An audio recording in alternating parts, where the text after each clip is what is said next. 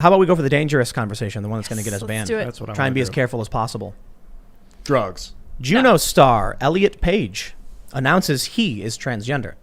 So this is something that came out earlier. Look, I'm fairly libertarian, so if somebody is trans or whatever and they want to be called whatever, I have absolutely no problem, and more power to them. They can live their life, be happy, and do all that stuff. But when you're talking about the Democrats and going after this woke, giving them the woke things they want, talking about social media censorship and stuff like this, we're in dangerous territory talking about these issues. I'll come right out and say it. There was a website dedicated to stories about detransitioning from people who came out as trans.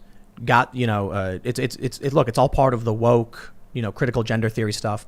And there are people who are telling their stories saying they were pressured into life-altering surgeries or taking medications. And all of these posts get banned from Reddit. These forums where people are talking about it are banned from Reddit. Conversations like the one we're having now, like I said, is dangerous because they could ban me for it. And that's crazy because if the internet if these big tech companies only allow conversation it's good, it's always good no matter what, then all anyone will ever hear is how good it is. And they won't hear that, look, in life, sometimes things aren't good. Mm-hmm. And I'm not saying what, Elliot Page is doing is good or bad. I'm just saying you need to have a balanced and healthy view analyzing all of these, different subjects and what people are saying in one way or another. But when we start to have the mass censorship on social media, conversations that can't happen, can't talk about COVID in a certain way, they'll ban you in 2 seconds. Can't talk about masks, can't report on studies about masks, they'll ban you. Then what ends up happening is you develop a society that has a skewed and warped view on many different subjects. Mm-hmm. So now we're ending up with, and I'm not trying to direct any ire or anything towards Elliot Page. For those that aren't familiar, I might get banned for this because it's called dead naming, but Elliot Page, formerly Ellen Page. Yeah. No joke. It's like that difficult to talk about this stuff because YouTube will come down and they'll nuke you immediately. So I had a personal interaction, actually multiple personal interactions with Mr. Page on several occasions because we were for a while neighbors. Really? Lived very close to each other. And at times, in fact, I think twice, I conversed with and bought drinks for Mr. Page without even knowing it. So I think that now I should be at least earn allyship for that because I had no idea how progressive I was being in the moment. But in retrospect, I was being very, very friendly, reaching out. We actually talked about Mike Pence really? at the time. Yes. Interesting.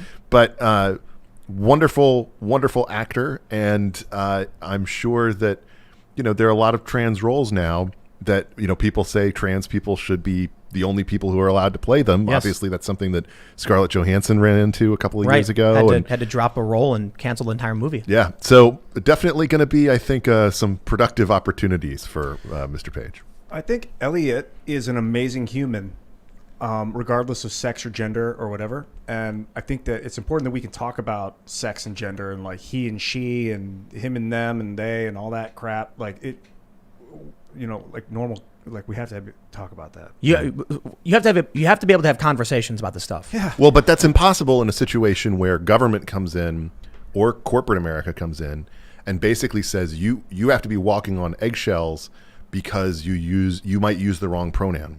Yep. And especially when you have this fiction, this idea that the internet has embraced, that suddenly as soon as someone makes that change in their life, there's a refusal of any kind of admission that this change happened.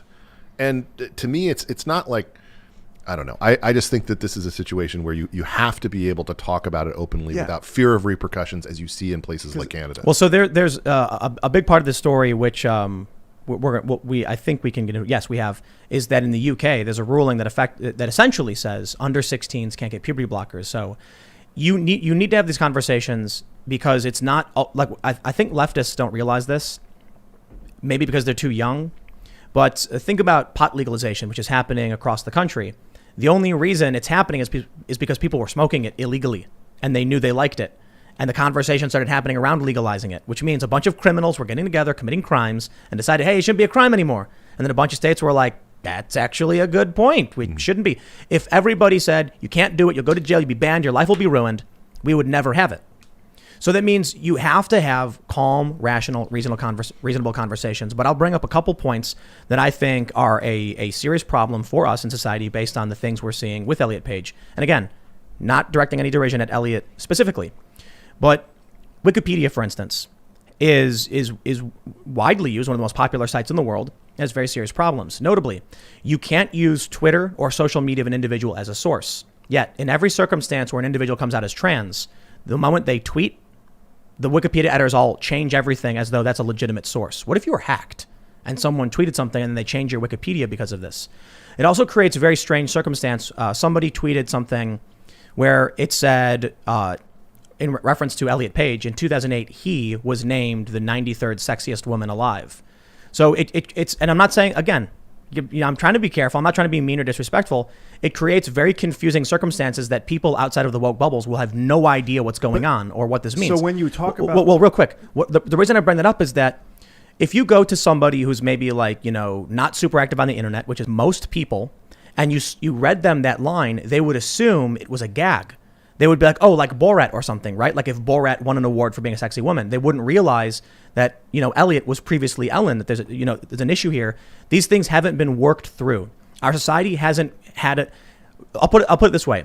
These things have seemingly just blinked into existence to the average person. Yeah. We don't know what this means. We don't know how to interact, but they're banning us. They're coming for our jobs. They're threatening our careers because of it. I would think like if you talked about the past of someone that transitioned, that you would use the old pronoun if you're talking about that time when they used to be the old pronoun. People can change their names all the time, and it doesn't confuse people. Oh, I guess it's kind of like changing your name. But I just think that people living in this fictional world just makes for all the demands I think that it places on people who are not very online. And right.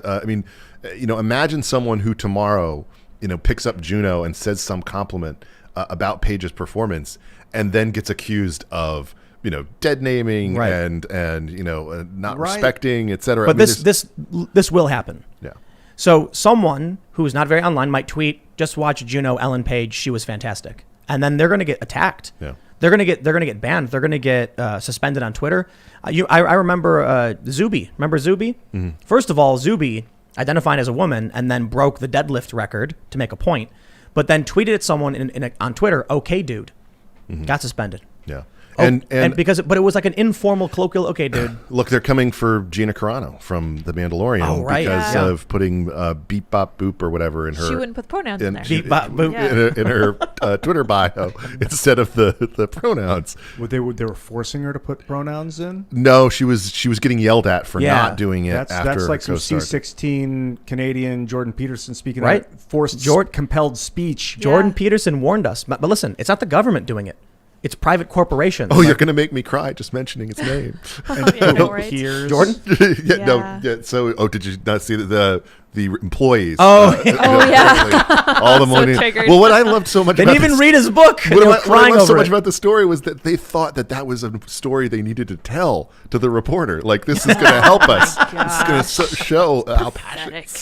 I heard they were going to publish a Jordan Peterson book, and I cried. And it's like, my question is, what was the book about? I don't know. He's all right or something. Cooking, right? Jordan Peterson family recipes, and it's nothing but steak. Just steak every page. I love this idea. That's a great idea. I think they need to make that. I was thinking about sex and gender, about how when I was raised, I was taught that sex and gender are different. They are. Yes, that sex is your biology, and gender is what you identify with emotionally. Well, gender is social. So it's how you socially identify. No. Like words can have gender. So in Romance languages, words are gendered. So why not just acknowledge whatever sex you are, okay? But then if you want to change your gender, just go legally do it at the courthouse. No. Why not? That would be so easy no. and less confusing. I'm sorry. Your ID doesn't say man or woman. It says male or female. And the reason for that is typically medical or for important legal reasons. And it's just you could simple. add something to the identification if you wanted to use a different gender. This is the issue that's really causing everything to kind of break down, is that you're correct. Sex and gender are different things. Typically, for the longest time, especially with me growing up, people use sex and gender interchangeably. Right. But if someone comes out and says it's a distinction, I can say absolutely fine, no problem. The issue is, though, on your passport, on your ID, on your birth certificate, it says male or female, not to make you feel better, not to express your identity, but to explain to people medically what you likely are. It's not perfect, but I did a segment on this for Scanner, which is the news outlet now Emily and Rocco are running. We talked with Dr. Deborah So, and she's wonderful. She's wonderful. She's brilliant. And in it, we talk about the 1992, I believe, Health Revitalization Act. Before this, 1992, get this, not even that long ago, when they did clinical trials, they had no obligation to actually do clinical trials on both males and females. And so what ended up happening was medication would come out that would be particularly ineffective or dangerous for females. When there's a medical emergency, there's a reason why there's a male or female on your ID. It's not just so that when you show your ID, someone can see this and then call you by your proper pronouns. It's so that if you fall down and they're like, what medication can we give this person? They have a better idea. Now, in most circumstances, most times someone's in a medical emergency, male or female, they're going to be able to help you out just fine. But there are circumstances where for distinct reasons, it's important that we understand your biology is not the same. You could have like it say male, she, her. Like if you wanted to go to the courthouse and get your gender legally changed, but still have that it says male, so if there's a medicine that it's dangerous for females. I just think that a lot of this gets into the nitty gritty of the way that government and corporations have to define everything about us at all times, and it's a very difficult thing. But just to go back to the original point you made, the Page story, and again, as an actor, great. Umbrella Academy was good. Great next man. And incredible. And I just think that part of the problem is you put these two stories next to each other, the UK story and the Page story, and then this other piece that got written this past week. Perhaps I don't know how she knew this story was coming, by Katie Herzog from who does Blocked and Reported with Jesse Singal, the podcast, which you should listen to. She wrote this amazing piece about called "Where Are All the Lesbians Gone?" That talked about the fact, early on, that there are like only 15 lesbian bars left in America, and that all these people are redefining themselves as trans instead of lesbian. That's crazy. Look at this. Katie writes, lesbian bars have always been vastly outnumbered by bars for straight people and gay men. But in the 1980s, there were more than 200 lesbian bars in the U.S. What happened? Well, a lot of them sucked. The first lesbian bars I went to in my early 20s were dank, smoky caves where women in khaki shorts and backward caps grinded on each other to outcast. They could have been frat bars, if not for the notable absence of men. And I don't know if she specifically references 15 or whatever. She says there's also economic challenge. This is what took down Lexington and infamous, I can't use that word, unfortunately, on YouTube. But yeah, she goes on to say there used to be a lot more, and that was kind of the point I wanted to bring up. The point that she's overall making is that something is happening here in society. And the problem that you're pointing out is that basically if we move into the way that certain people want us to talk about this, we can't even discuss it. We can't even, kind of put it out on the table and say, well, let's talk about this interesting phenomenon that's happening. Why is it happening? And to me, it's just so... We got to talk about it. She literally opens with... Whoops, clicked the wrong thing. She literally opens with there are only 15 lesbian bars left in the entire country. It's crazy. So are you familiar with Get the L Out? This was a protest I believe it was in the UK. Mm-hmm. Many of these lesbians are being called, TERFs. They were basically saying that trans activism is erasing lesbians. And this is kind of what I guess Katie Herzog is saying about the lesbian bars. I just think that this is a situation where it's almost impossible to discuss all of these things honestly if we have the kind of restrictions that are trying to be put on us. Crazy. And that's crazy, especially with that UK case, that it's going to lead to a ton more lawsuits. What was the case? Oh, yeah. High court ruling on puberty blockers protects teenagers, says woman who sued NHS. 3 judges say children under 16 must be able to give their competent consent and understand the treatment.